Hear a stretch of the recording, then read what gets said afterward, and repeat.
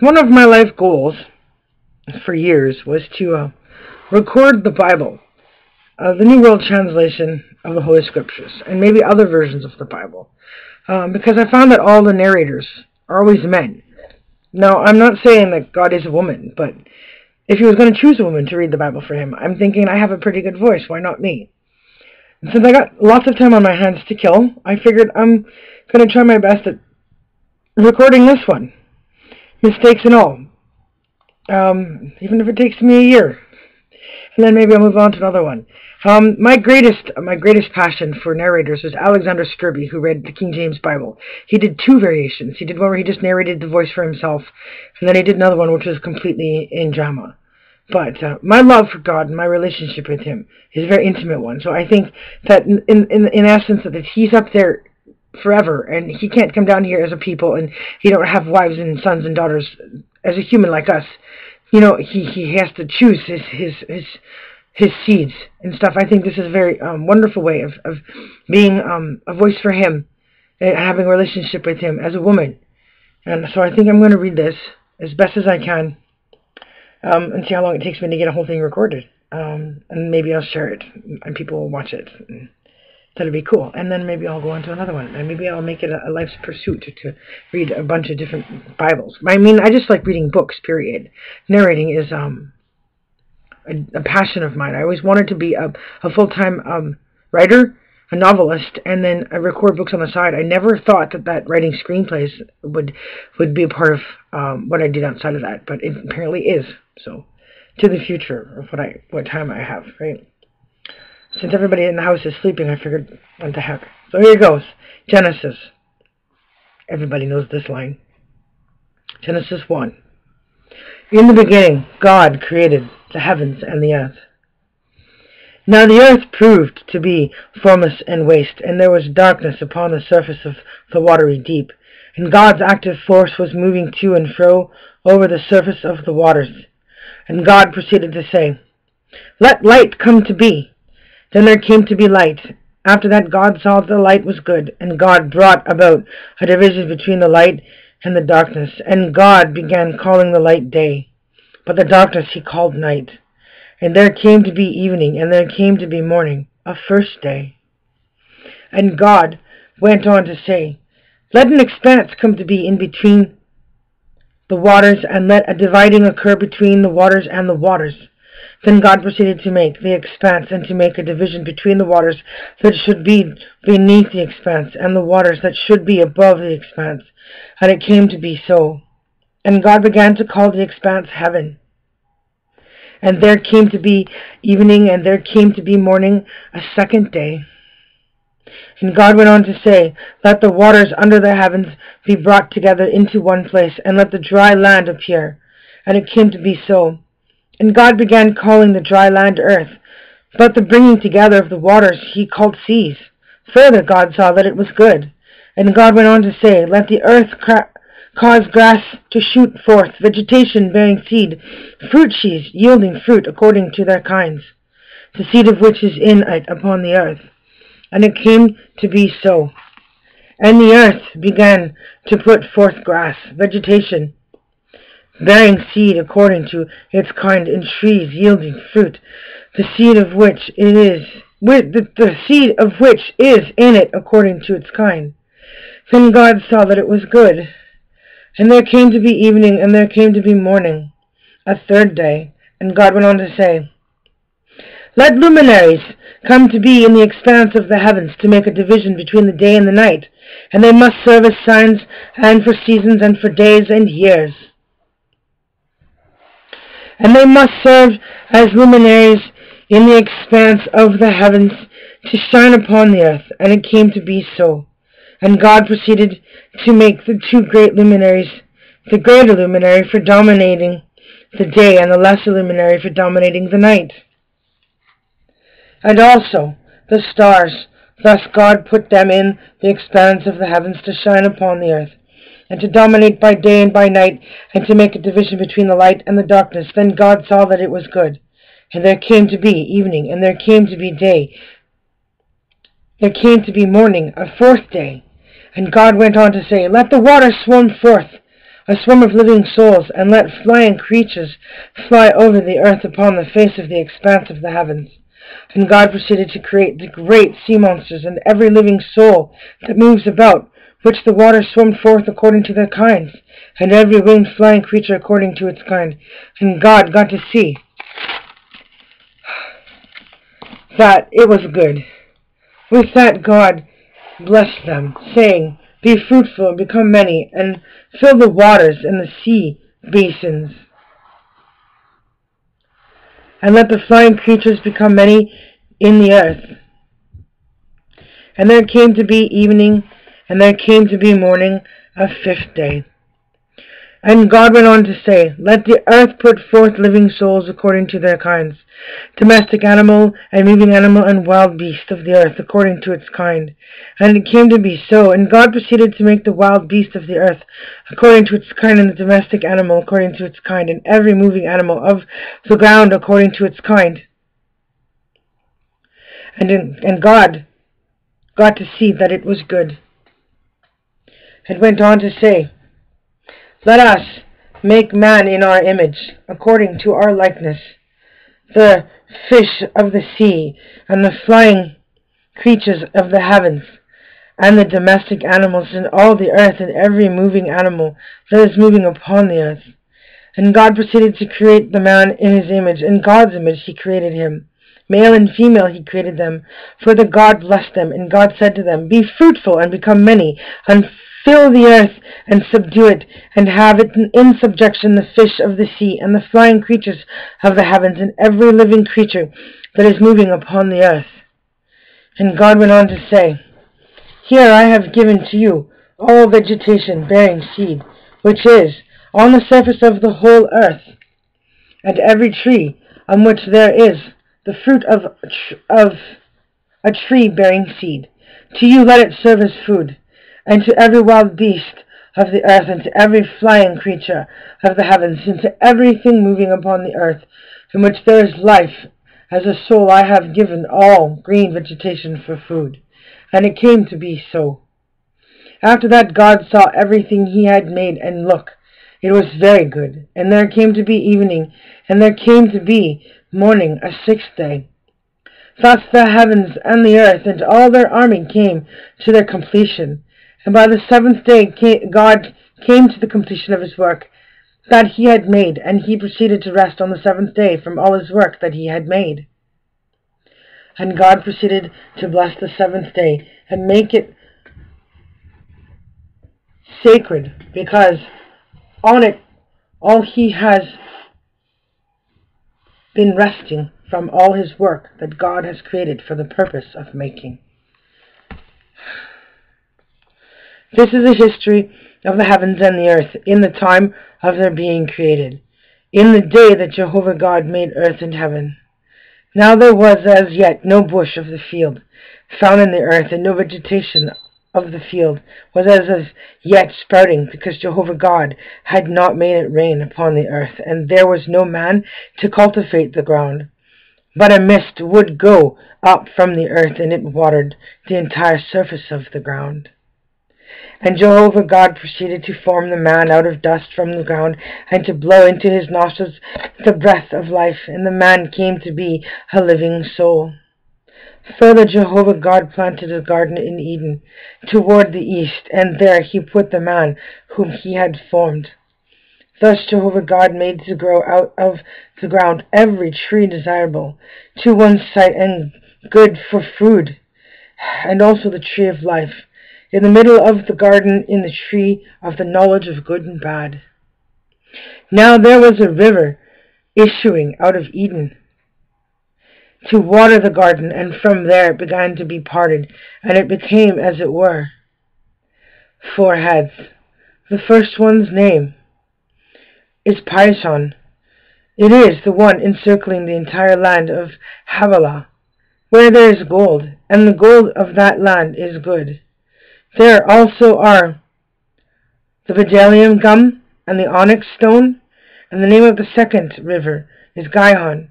It is the one encircling the entire land of Cush, and the name of the third river is Hiddekel. It is the one going to the east of Assyria, and the fourth river is the Euphrates. And Jehovah God proceeded to take the man and settle him in the Garden of the Eden, to cultivate and take care of it. And Jehovah God also laid this command upon the man: from every tree of the garden you may eat to satisfaction. But as for the tree of the knowledge of good and bad, you must not eat from it, for in the day you eat from it, you will positively die. And Jehovah God went on to say, it is not good for the man to continue by himself. I am going to make a helper for him, as a complement of him. Now Jehovah God was forming from the ground every wild beast of the field and every flying creature of the heavens, and he began bringing them to the man to see what he would call each one, and whatever the man would call it, each living soul, that was its name. So the man was calling the nations of all the domestic animals, and of the flying creatures of the heavens, and of every wild beast of the field. But for man there was found no helper as a complement of him.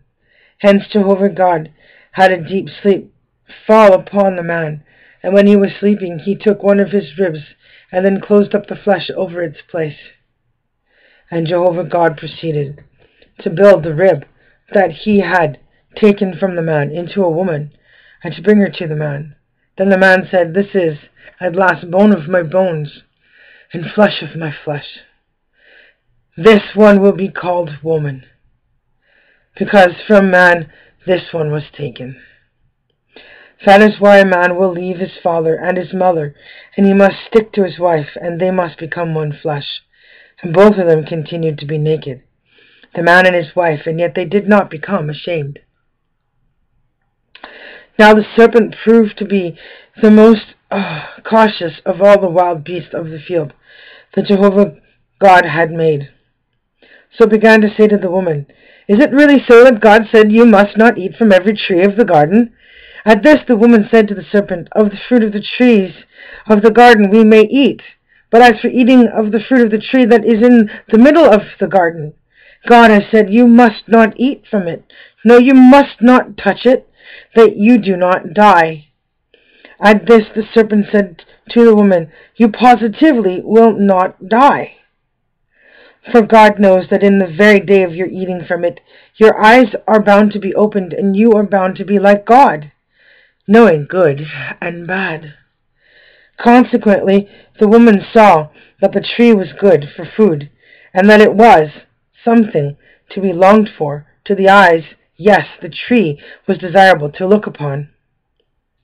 So she began taking of its fruit and eating it. Afterwards she gave some also to her husband, when with her and he began eating it.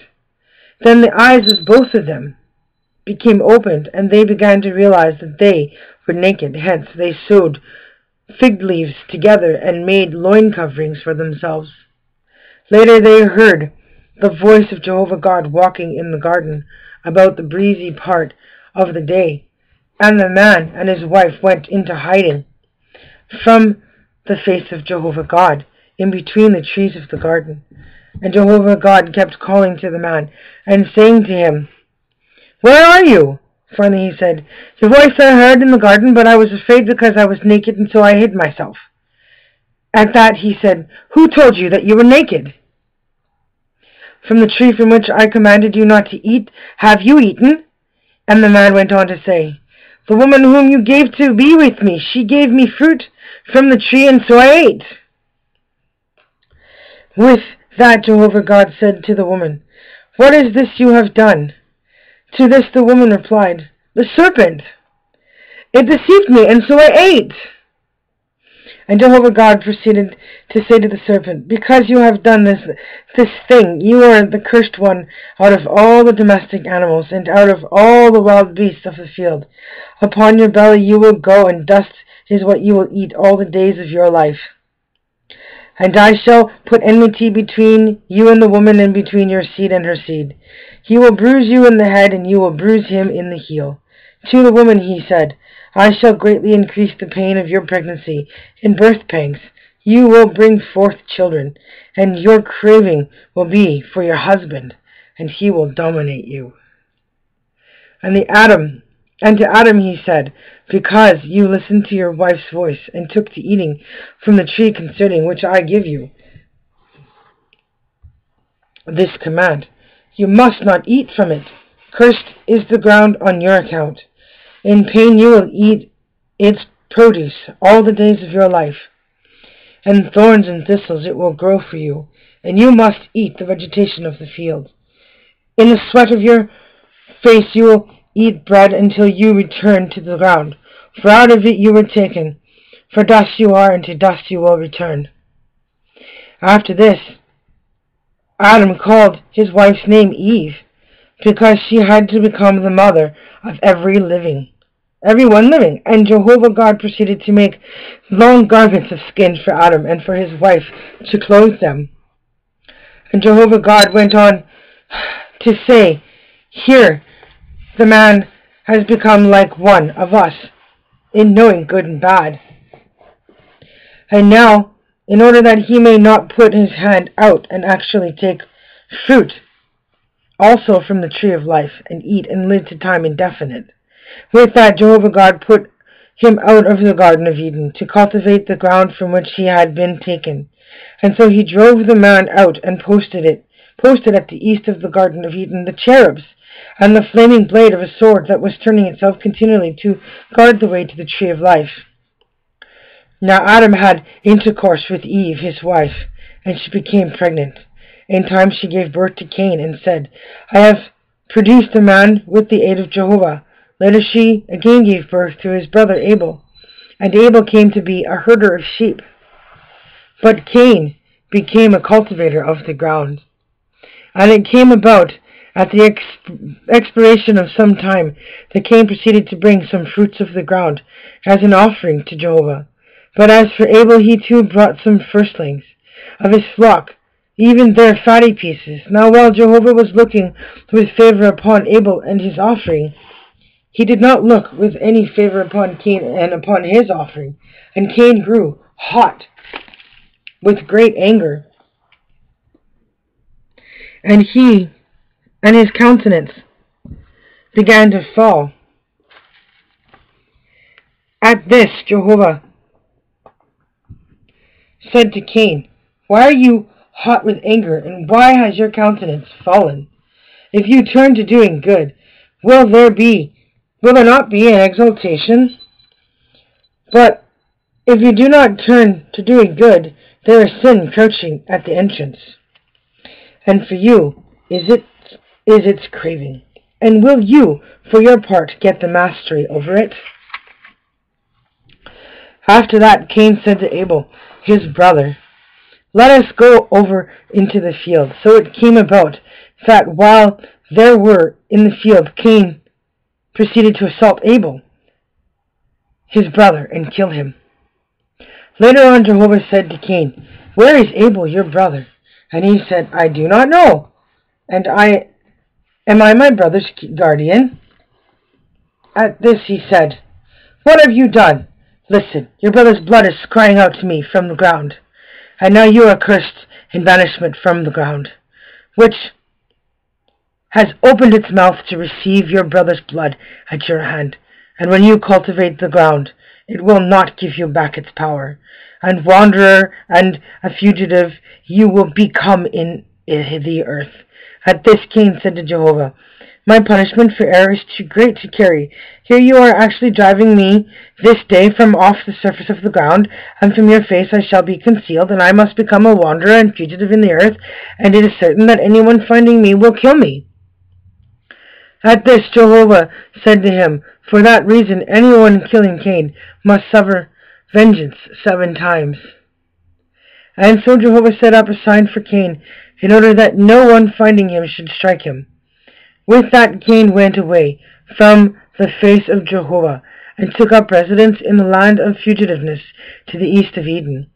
Afterward Cain had intercourse with his wife, and she became pregnant and gave birth to Enoch. Then he engaged in building a city and called the city's name by the name of his son Enoch. Later there was born to Enoch Irad, and Irad became father to Mehushael, and Mehushael became father to Methushael, and Methushael became father to Lamech, and Lamech proceeded to take 2 wives for himself. The name of the first was Ada, and the name of the second was Zillah. And the time Ada gave birth to Jabal, he proved to be the founder of those who dwell in tents and have livestock. And the name of his brother was Jubal. He proved to be the founder of all those who handle the harp and the pipe. As for Zillah, she too gave birth to Tubal-Cain, the forger of every sort of tool of copper and iron, and the sister of Tubal-Cain was Naamah. Consequently, Lamech composed these words for his wives, Ada and Zillah. Hear my voice, you wives of Lamech. Give ear to my saying. A man I have killed for wounding me. Yes, a young man, for giving me a blow. If 7 times Cain is to be avenged, then Lamech 70 times and 7. And Adam proceeded to have intercourse again with his wife, and she gave birth to a son and called his name Seth, because, as she said, God has appointed for me another seed in place of Abel, because Cain killed him. And to Seth also 3 was born, a son, and he proceeded to call his name Enosh. At that time a start was made of calling on the name of Jehovah. This is the book of Adam's history. In the day of God's creating Adam, he made him in the likeness of God. Male and female he created them. After that he blessed them, and called their name man in the day of their being created. And Adam lived on for 130 years. Then he became father to a son in his likeness, in his image, and called his name Seth. And the days of Adam, after his fathering Seth, came to be 800 years. Meanwhile he became father to sons and daughters. So all the days of Adam that he lived amounted to 930 years, and he died. And Seth lived on for 105 years. Then he became father to Enosh.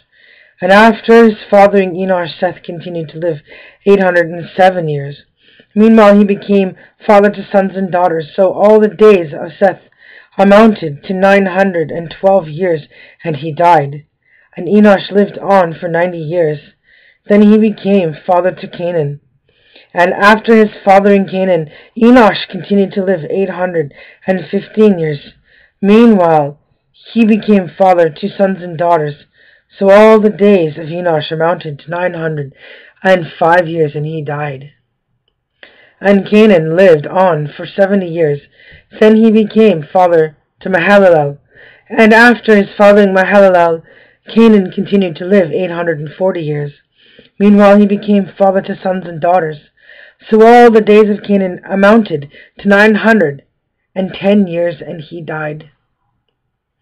And Mahalalel lived on for 65 years. Then he became father to Jared. And after his fathering Jared, Mahalalel continued to live 830 years. Meanwhile he became father to sons and daughters. So all the days of Mahalalel amounted to 895 years, and he died. And Jared lived on for 162 years. Then he became father to Enoch, and after his fathering Enoch, Jared continued to live 800 years. Meanwhile he became father to sons and daughters. So all the days of Jared amounted to 962 years, and he died. And Enoch lived on for 65 years. Then he became father to Methuselah. And after his fathering Methuselah, Enoch went on walking with the true God 300 years. Meanwhile he became father to sons and daughters. So all the days of Enoch amounted to 365 years. And Enoch kept walking with the true God. Then he was no more to God, for God took him. And Methuselah lived on for 187 years. Then he became father to Lamech, and after his fathering Lamech, Methuselah continued to live 782 years. Meanwhile, he became father to sons and daughters.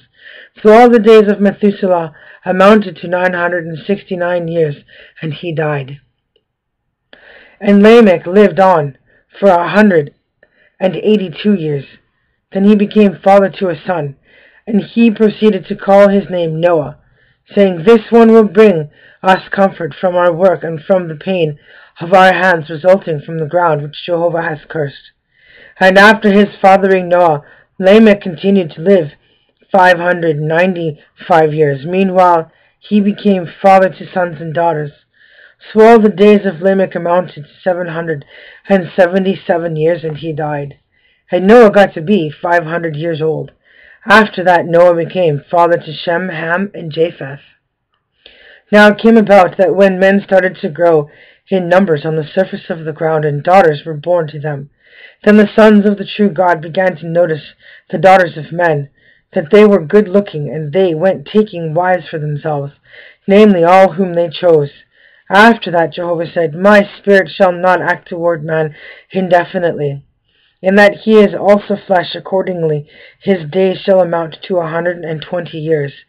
The Nephilim proved to be in the earth in those days, and also after that, when the sons of the true God continued to have relations with the daughters of men, and they bore sons to them.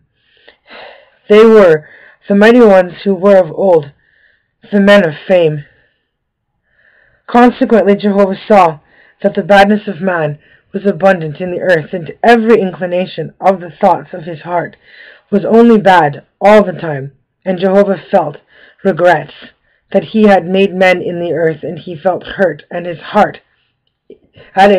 So Jehovah said, "I am going to wipe men whom I have created off the earth, off the surface of the ground, from man to domestic animal, to moving animal, to flying creature of the heavens, because I do regret that I have made them." But Noah found favor in the eyes of Jehovah. This is the history of Noah. Noah is a righteous man. He proved himself faultless among his contemporaries. Noah walked with the true God. In time, Noah became father to 3 sons, Shem, Ham, and Japheth. And the earth came to be ruined in the sight of the true God, and the earth became filled with violence. So God saw the earth, and look, it was ruined, because all flesh had ruined its way on the earth.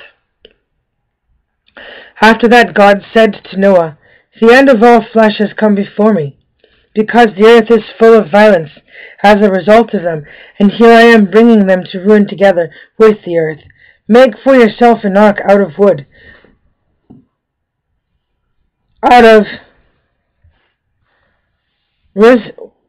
resinous tree. You will make compartments in the ark, and you must cover it inside and outside with tar. And this is how you will make it: 300 cubits the length of the ark, 50 cubits its width, and 30 cubits its height. You will make a sohar, roof or window for the ark, and you will complete it to the extent of a cubit upward, and the entrance of the ark you will put in its side. You will make it with a lower story, a second story, and a third story. And as for me, here I am, bringing the deluge of waters upon the earth, to ruin all flesh, in which the force of life is active from under the heavens. Everything that is in the earth will expire. And I do establish my covenant with you, and you must go into the ark, and you and your sons and your wife, and your sons' wives with you, and of every living creature of every sort of flesh, 2 of each you will bring into the ark, to preserve them alive with you. Male and female they will be, of the flying creatures according to their kinds, and of the domestic animals according to their kinds, of all moving animals of the ground according to their kinds. 2 of each will go in there to you, to preserve them alive. And as for you, take for yourself every sort of food that is eaten, and you must gather it to yourself, and it must serve as food for you and for them. And Noah proceeded to do according to all that God had commanded him. He did just so. After that, Jehovah said to Noah, Go, you and all your household, into the ark, because you are the one I have seen to be righteous before me among this generation. Of every clean beast you must take to yourself by sevens, and the sire and its mate. And of every beast that is not clean, just two, the sire and its mate. Also of the flying creatures of the heavens by sevens, male and female, to preserve offspring alive on the surface of the entire earth. For in just 7 days more I am making it rain upon the earth 40 days and 40 nights, and I will wipe every existing thing that I have made off the surface of the ground. And Noah proceeded to do according to all that Jehovah had commanded him.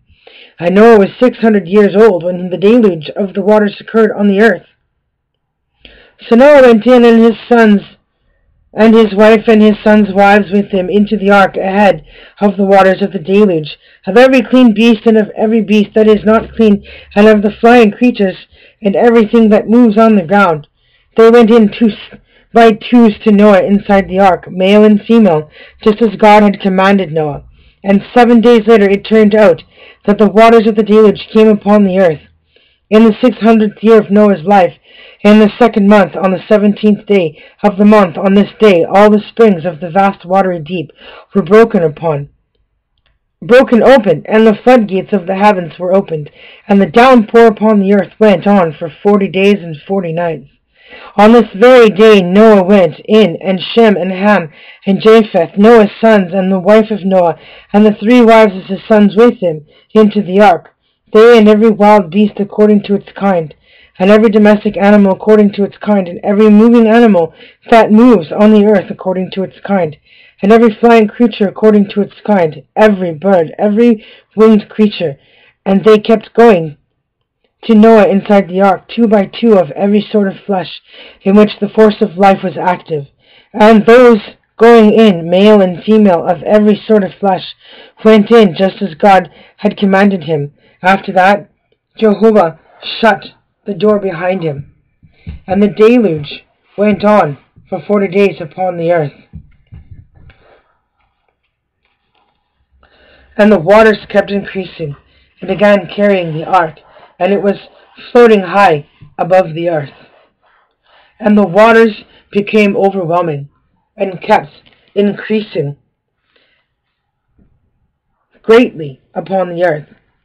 But the ark kept going on the surface of the waters, and the waters overwhelmed the earth so greatly that all the tall mountains that were under the whole heavens came to be covered, up to 15 cubits. The waters overwhelmed them, and the mountains became covered. So all flesh that was moving upon the earth expired, among the flying creatures, and among the domestic animals, and among the wild beasts, and among all the swarms that were swarming upon the earth, and all mankind, everything in which the breath of the force of life was active in its nostrils, namely all that were on the dry ground, died. Thus he wiped out every existing thing that was on the surface of the ground, from man to beast, to moving animal, to flying creature of the heavens, and they were wiped off the earth. And only Noah and those who were with him in the ark kept on surviving. And the waters continued overwhelming the earth 150 days. After that, God remembered Noah and every wild beast and every domestic animal that was with him in the ark. And God caused a wind to pass over the earth, and the waters began to subside. And the springs of the watery deep and the floodgates of the heavens became stopped up.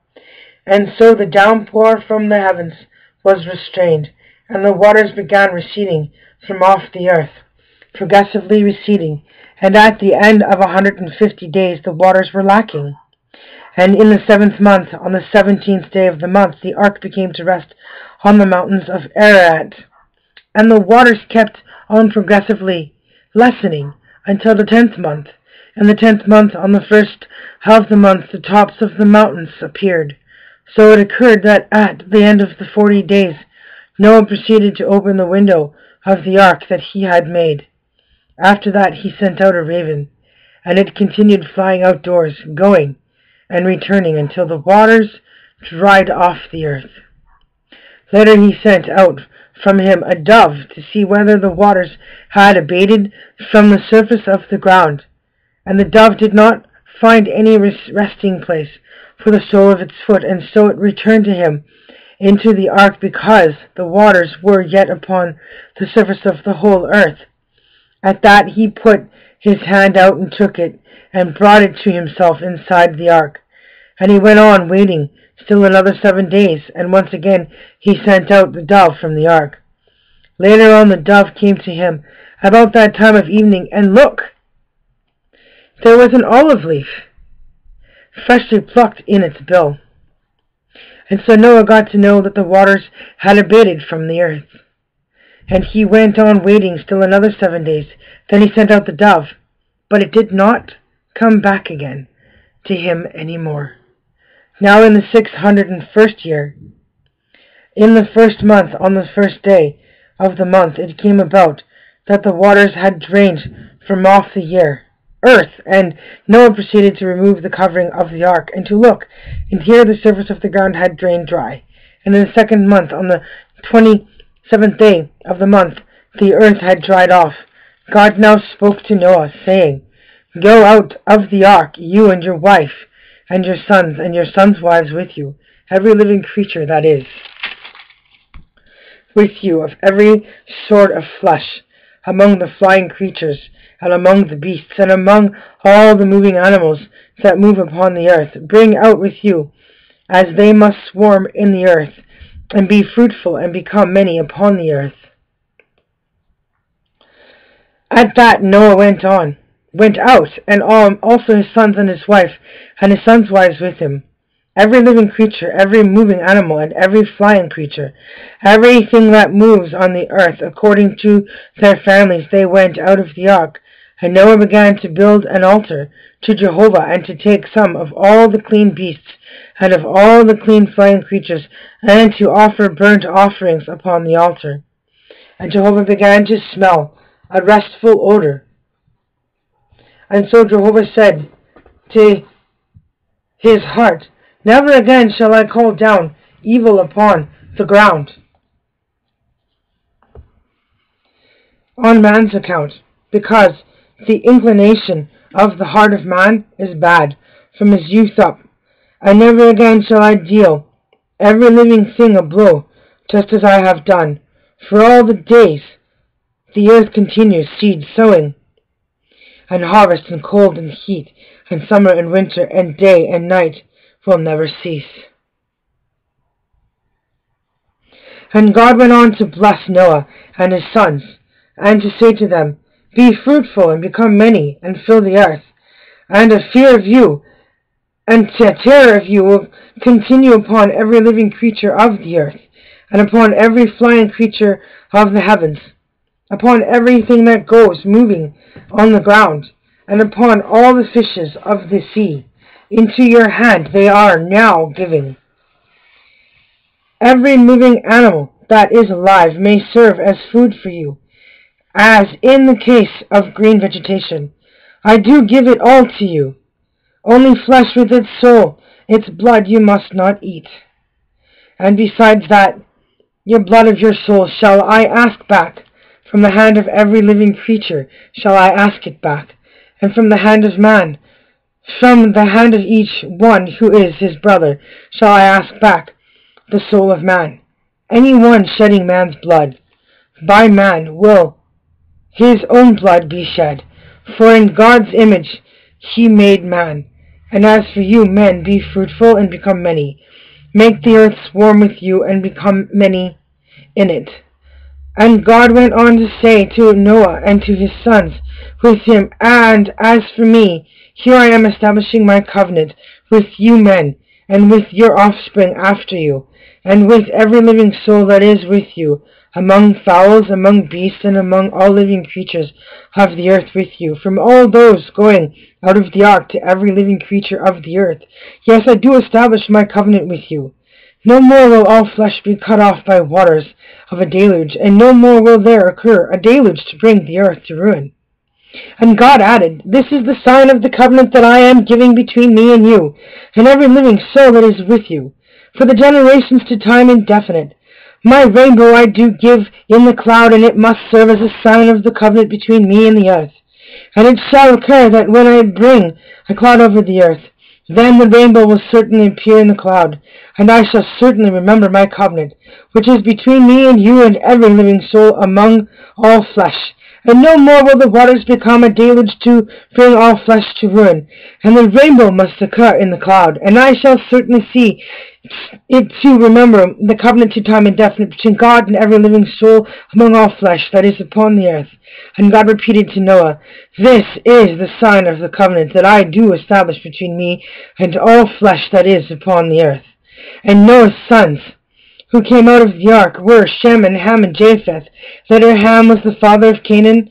These three were Noah's sons, and from these was all the earth's population spread abroad. Now Noah started off as a farmer and proceeded to plant a vineyard, and he began drinking of the wine and became intoxicated. And so he uncovered himself in the midst of his tent.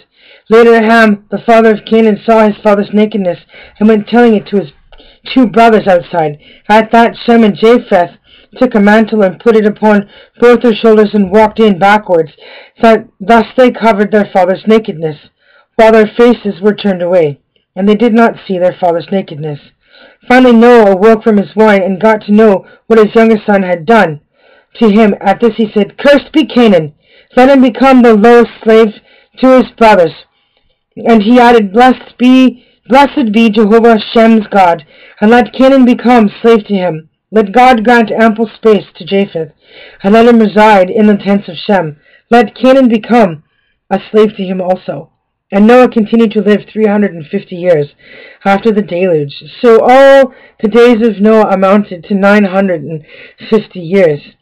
And he died. And this is the history of Noah's sons, Shem, Ham, and Japheth. Now sons began to be born to them after the deluge. The sons of Japheth were Gomer and Magog and Madai and Javan and Tubal and Meshach and Tyrus. And the sons of Gomer were Ashkenaz and Riphath and Togarmah. And the sons of Javan were Elisha and Tarshish, Kittim and Dodanim. From these the population of the isles of the nations was spread about in their lands, each according to its tongue, according to their families by their nations. And the sons of Ham were Cush and Mizraim and Put and Canaan. And the sons of Cush were Seba and Havilah and Sabta and Raamah and Sabteka. And the sons of Raamah were Sheba and Dedan. And Cush became father to Nimrod. He made the start in becoming a mighty one in the earth. He displayed himself a mighty hunter in opposition to Jehovah. That is why there is a saying, just like Nimrod, a mighty hunter in opposition to Jehovah.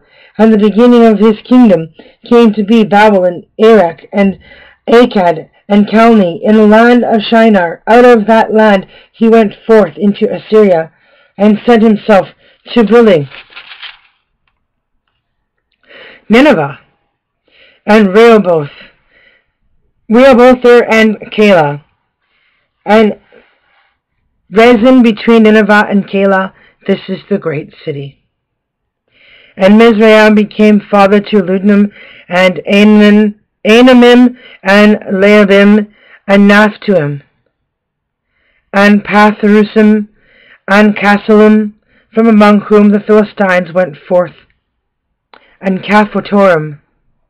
And the Canaan became father to Sidon, his firstborn, and Heth, and the Jebusite, and the Amorite, and the Girgashite, and the Hivite, and the Archite, and the Sinite, and the Arvadite, and the Zemarite, and the Hamathite.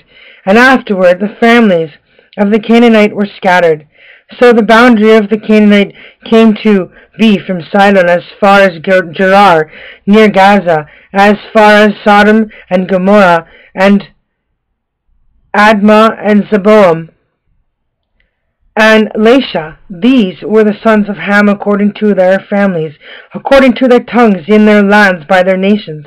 And to Shem, the forefather of all the nations of Eber, the brother of Japheth, the oldest, there was also progeny born. The sons of Shem were Eliam and Asher, and Arpachshad, and Lud and Aram, and the sons of Aram were Uz and Hul and Gether and Mash. And Arpachshad became father to Shelah, and Shelah became father to Eber, and to Eber there were 2 sons born. The name of the one was Pegleg, because in his days the earth was divided, and the name of his brother was Joktan. And Joktan became father to Elmadad, and Sheleph, and Hazar Matheth, and Jerah, and Hadoram, and Uzal, and Diklah, and Obal, and Abimael, and Sheba, and Ophir, and Havilah, and Jobab. All these were the sons of Joktan. And their place of dwelling came to extend from Mesha as far as Saphar, the mountainous region of the east. These were the sons of Shem according to their families, according to their tongues, in their lands, according to their nations. These were the families of the sons of Noah, according to their family descents, by their nations, and from these the nations were spread about in the earth after the deluge. Now all the earth continued to be of one language and of one set of words, and it came about that in their journeying eastward they eventually discovered a valley plain in the land of Shinar, and they took upon dwelling there. And they began to say each one to the other, "Come on, let us make bricks and bake them with burning process." So bricks served as stone for them, but bitumen served as mortar for them. They now said, "Come on, let us build ourselves a city, and also a tower with its top in the heavens, and let us make a celebrated name for ourselves, for fear we may be scattered over all the surface of the earth." And Jehovah proceeded to go down to see the city and the tower that the sons of men had built. After that Jehovah said, "Look, there are one people, and there is one language for them all. And this is what they start to do. Why now there is nothing that they may have in mind to do that will be unattainable for them. Come now, let us go down and there confuse their language, that they may not listen to one another's language." Accordingly Jehovah scattered them from their overall the surface of the earth. And they gradually left off building the city. That is why its name was called Babel, because there Jehovah had confused the language of all the earth. Jehovah had scattered them from there over all the surface of the earth. This is the history of Shem. Shem was 100 years old when he became father to Arpachshad 2 years after the deluge. And after his fathering Arpachshad, Shem continued to live 500 years. Meanwhile he became father to sons and daughters, and Arpachshad lived 35 years. Then he became father to Shelah, and after his fathering Shelah, Arpachshad continued to live 430 years. 3 years. Meanwhile he became father to sons and daughters, and Shelah lived 30 years when he became father to Eber, and after his fathering Eber, Shelah continued to live 403 years. Meanwhile he became father to sons and daughters, and Eber lived on for 34 years. Then he became father to Peleg, and after his fathering Peleg, Eber continued to live 430 years. Meanwhile he became father to sons and daughters, and Peleg lived on for 30 years. Then he became father to Reu, And after his fathering Reu, Peleg continued to live 209 years. Meanwhile, he became father to sons and daughters. And Reu lived on for 32 years. Then he became father to Serug. And after his fathering Serug, Reu continued to live 207 years. Meanwhile, he became father to sons and daughters. And Serug lived on for 30 years. Then he became father to Nahor. And after his fathering Nahor, Serug continued to live 200 years. Meanwhile, he became father to sons and daughters. And Nahor lived on for 29 years. Then he became father to Terah. And after his fathering Terah, Nahor continued to live 190 years. Meanwhile, he became father to sons and daughters. And Terah lived on for 70 years, after which he became father to Abram, Nahor, and Haran. This is the history of Terah. Terah became father to Abram, Nahor, and Haran became father to Lot. Later Haran died while in company with Terah, his father, in the land of his birth, in Ur of the Chaldeans. And Abram and Nahor proceeded to take wives for themselves. The name of Abram's wife was Sarai, while the name of Nahor's wife was Milcah, and the daughter of Haran, the father of Milcah, and father of Iscah. But Sarai continued to be barren. She had no child. After that, Terah took Abram his son, and Lot, the son of Haran, his grandson, and Sarai, his daughter-in-law, the wife of Abraham his son, and they went with him out of Ur, out of Chaldeans, to go to the land of Canaan. In time they came to Haran, and took upon dwelling there. And the days of Terah came to be 205 years. Then Terah died in Haran. And Jehovah proceeded to say to Abram, Go your way out of your country, and from your relatives, and from the house of your father, to the country that I shall show you. And I shall make a great nation out of you, and I shall bless you, and I will make your name great, and prove yourself a blessing, and I will bless those who bless you, and him that calls down evil upon you I shall curse. And all the families of the ground will certainly bless themselves by means of you. At that Abraham went just as Jehovah had spoken to him, and Lot went with him. And Abram, he went out from Haran. So Abram took Sarai his wife, and Lot the son of his brother, and all the goods that they have accumulated, and the souls whom they had acquired in Haran, and they got on their way out to go to the land of Canaan.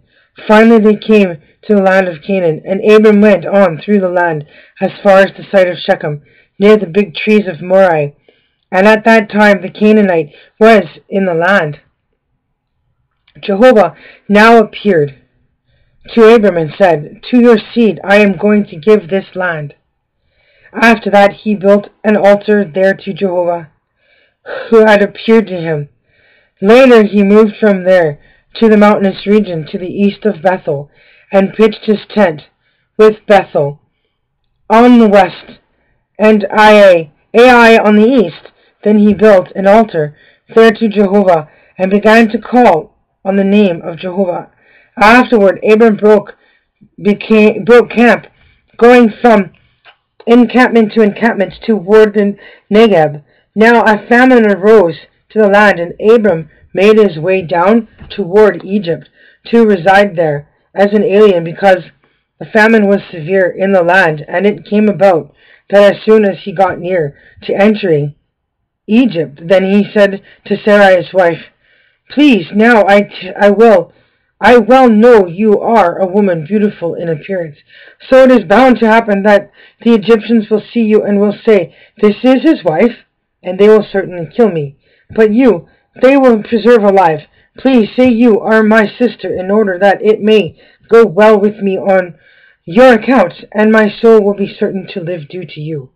So it happened that as soon as Abram entered Egypt, the Egyptians got to see the woman, that she was very beautiful. And the princes of Pharaoh also got to see her, and they began praising her to Pharaoh, so that the woman was taken to the house of Pharaoh. And he treated Abram well on her account, and he came to have sheep and cattle and asses, and maidservants and men servants and maidservants, and she asses and camels. Then Jehovah touched Pharaoh and his household with great plagues because of Sarai, Abram's wife. With that Pharaoh called Abram and said, "What is this you have done to me? Why did you not tell me that she was your wife? Why did you say she is my sister, so that I was about to take her as my wife? And now here is your wife. Take her and go."